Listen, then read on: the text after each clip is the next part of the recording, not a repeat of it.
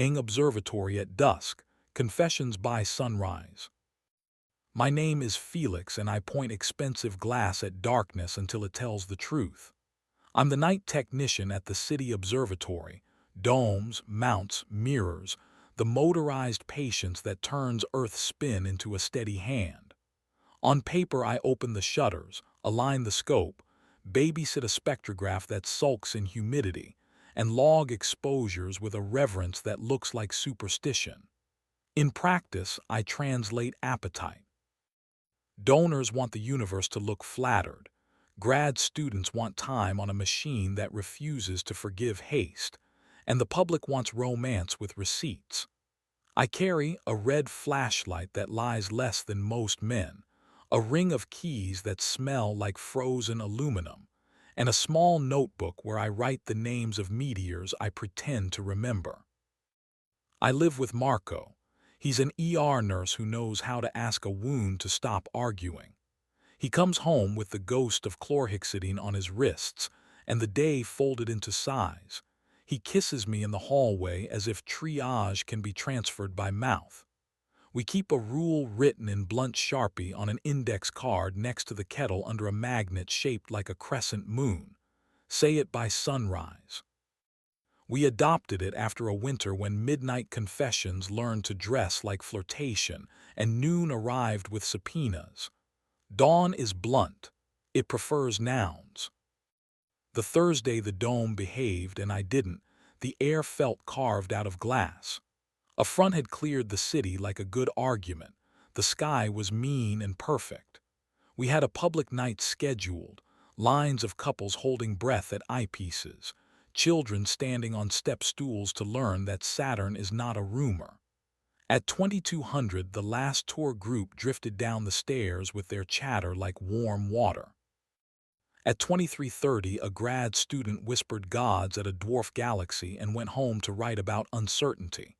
At 0110, my phone vibrated with the joint email Marco, and I use for deliveries, dentist reminders, and nouns that don't share well. Thank you for your stay, the Meridian. Time, 12:083:02. Points, 200 added. Sunrise sat up inside my ribcage, cleared its throat in the east, and asked me whether I intended to keep the promise I wrote in marker. I didn't call him. Our second rule is for events we can still orbit, 2 loops around the catwalk before nomming it. I walked under the open slit, stars pouring in like a verdict. The scope hummed a note I've learned to trust. A fox moved in the dry grass below with the confidence of someone who doesn't think about telescopes. The city's sodium glow crouched at the horizon and pretended to be distant. The dome said the sentence domes prefer. You already know. He'd been in the dome for 2 nights as a courtesy with a lanyard that said documentary team. Vale, he'd introduced himself. Last name first like a man offering provenance, then Anton. His card said producer, which means he invoices belief. The museum across the park had hired his outfit to make a film about citizens and their sky, a phrase that makes anyone who can spell spectrograph suspicious. He watched me pull the focus like it owed me rent and smiled as if he'd invented midnight. You keep the universe punctual, he said. I keep my time slot, I said, and set an exposure long enough to be a dare. He stood at the rail, close enough to share cold and intent. Do you feel it, he asked, when the scope tracks like a muscle obeying the idea of your hand? His breath made a small fog. The red light painted him honest. In my jaw, I said, and sometimes in my heart when the mount pretends to hate me. He laughed as if I'd signed a consent form. Drink after, he asked. The bar at the Meridian is designed to forgive nerds who stay up past their better judgment. Marco texted a photo of an IV pole and 2 thumbs, one his, one a patient, both absurdly cheerful. Double overnight, he wrote. I'll stagger in by 6. Sunrise. I sent a heart and a tiny moon and stepped carefully past the rail to case the dome for bad habits. The Meridian Bar is engineered to turn receipts into narration. Anton sat where the lamp made cheekbones believe in themselves. He wanted to know what it feels like to introduce strangers to photons older than our bad marriages. I told him it feels like showing someone else your childhood house and discovering the windows have always been bent. He touched the back of my hand with 2 fingers the way one tests a sky for thunderstorms. He didn't say here. His mouth had been built for efficiency. The elevator spoke the language of gravity you can pay for. His room smelled like citrus and the carpet that thinks it can erase nouns. He kissed like a man congratulated for restraint and bored with praise. He pressed me against the window, and the city below tried to put itself in focus. He was generous where biographies fund generosity and selfish where mouths negotiate jurisdiction. I put my hands where agreements live. We left the lamp on because daylight had been added to the terms in the lobby in a font that refuses argument. After he lay on his stomach with his head turned toward the glass as if night could notarize what we didn't name. "You'll forgive him," he said, meaning Marco, meaning any man who takes pulses and permits foolishness. "I'll speak by sunrise," I said. He smiled like a man who thinks rules are foreplay. Marco was home when I came in, uniform bald like an apology on the chair. He had the look of someone who has spent a night in negotiations with failure. The kettle performed duty. At 06:14, while the East rehearsed certainty, we stood by the crescent magnet and I told him nouns. Hotel, elevator, mouth, hands, yes. I didn't audition adjectives. He listened the way he listens to arrhythmias, gentle, exact, uninterested in theater. "Do you love him?" he asked, as if reading a line the city had handed us. "I loved the hour where nobody needed anything named," I said. He nodded once, took the marker and wrote under our rule, his letters squared like little furniture. "No rooms we can't name at this table. If anything breaks, we break it before dusk together." He underlined together as if it were a noun we had adopted. He set the marker down and put his hand at my throat with the kind of pressure that is a question and nothing else. I said yes. We left the lamp on because Dawn had a point to make and we wanted to hear it. Anton is the kind of man who confuses interviews with permissions. He returned to the dome with a camera operator whose shoulders apologized for the gear. He sent me a photo of Orion framed by steel ribs with the caption "Proof," as if light owed him a receipt. He learned 2 docents' names and said them like keys. He asked me if our visitor sign-in could be reframed as narrative, which is how producers ask to set themselves near the lens. I told him sign-in sheets do not enjoy character arcs. The Parks Gossip Vertical posted a grainy elevator still from the Meridian. My shoulder, his mouth, a caption that tried to make seeing stars into innuendo. Marco didn't forward it. He printed it, taped it inside the cabinet that hides the good cups, then took it down at sunrise to make room for a grocery list. That is how he archives.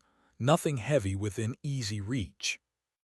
Props love observatories the way observatories tolerate myth.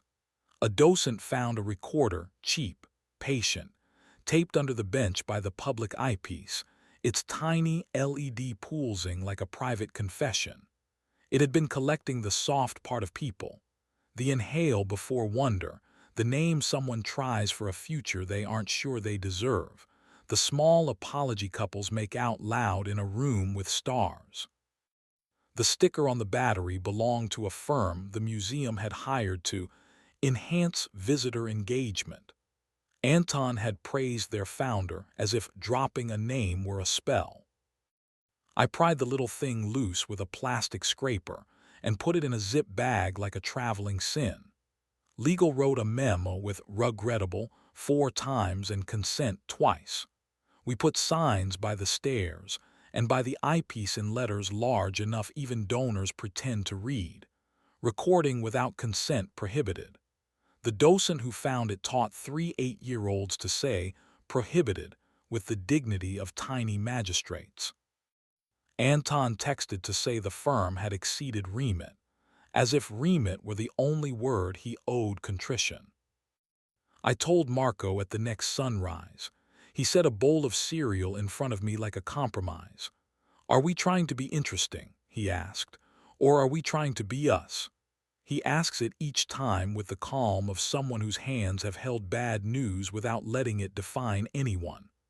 "Us," I said, and watched the kettle fog the window and make the city disappear for a moment. Anton tried a finale only men who invoice closure think they deserve. He waited for me at the base of the dome stairs with a ring between two fingers, thin gold, the inside engraved A+F with the self-importance of arithmetic pretending to be decree. "Say my name," he said, as if sound were jurisdiction. "Anton," I said, because facts deserve pronunciation. Then, "Exit." The echo inside the dome made the word honest. He smiled like a producer whose grant proposal got funded anyway and pocketed the band. "You're precise," he offered. "I prefer accurate," I said. Public night rolled around again because the planet keeps not asking. The line to the eyepiece wrapped around the rail like a patient snake. I set the scope on the moon because people trust it. Then I moved to M13 because people deserve humility.